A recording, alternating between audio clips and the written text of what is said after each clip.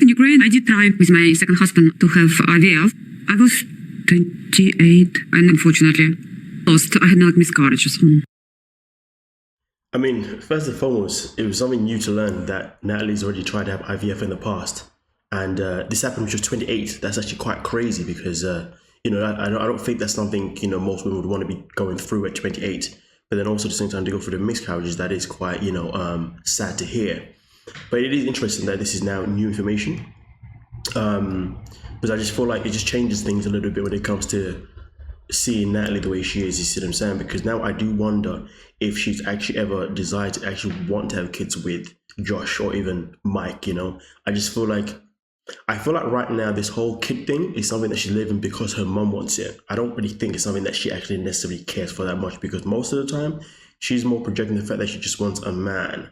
Then she also adds in the fact that of course she wants kids as well, but I just feel like that kid part is more for her mum than it is for herself, because I just find it interesting that she's now bringing these things up because her mum's now in the USA. Before, this was a quiet conversation. It's one of those subjective ones. But before we continue, we are on the road to 50K. And we're so close. We literally got one more day left. Today's the 28th, tomorrow's the 29th. We can make it happen, okay? Let's get to the 50K before the end of the month. Come on now, it's a leap year for a reason, because you're supposed to get there, you know what I mean? But with that being said, let's continue and see what else she had to say. I am ready for a child, but I'm not sure I can have a baby totally alone. Realize I want a baby from someone I love, and someone who loves me back.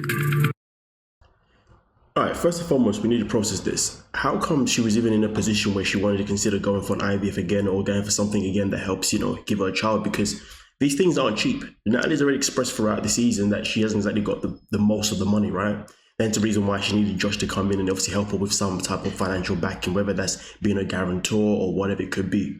But either way though, it's just interesting how all of a sudden, boom, she's got money to, you know, actually look into these kind of things. But clearly that was obviously a part of the story. It has to be, because at the end she's like, well, you know what, I actually want someone to love.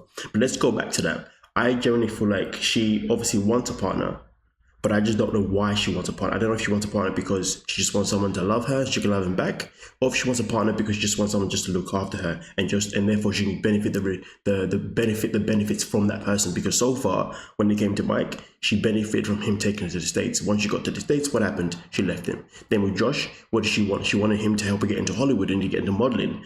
And then once you realized that it wasn't going to happen, what happened? She left. Do you see what I'm saying? But since her mum's been in the country now, she'd be more pushing the whole child agenda just a bit more than she did before. Because at the end of the day, no matter what Natalie does, it always feels like her agenda is to gain something. I've said this before. There's never been a point where Natalie's ever said that I want to find someone that I can love. It's always, I want someone to love me. Everything her is always what she wants, never exactly what she wants to necessarily give to the other person. And that's something that I guess, you know, when it came down to her and Michael, because she wasn't getting what she wanted, she left for the wrong reasons. Because really and truly, he had a very good relationship with her mother. When I think for most women, having a good relationship with, you know, your spouse, having a good relationship with your mom is usually a good thing. So she had that. You see what I'm saying? And then also on top of that, he helped her get to the States. But not only did he do that, but even after she left him, he also still helped her mom get to the States. So she really took everything that he did for granted, because she was too focused on the things that she really wants herself. And what she really wants herself is to be a star, a movie star in America, right?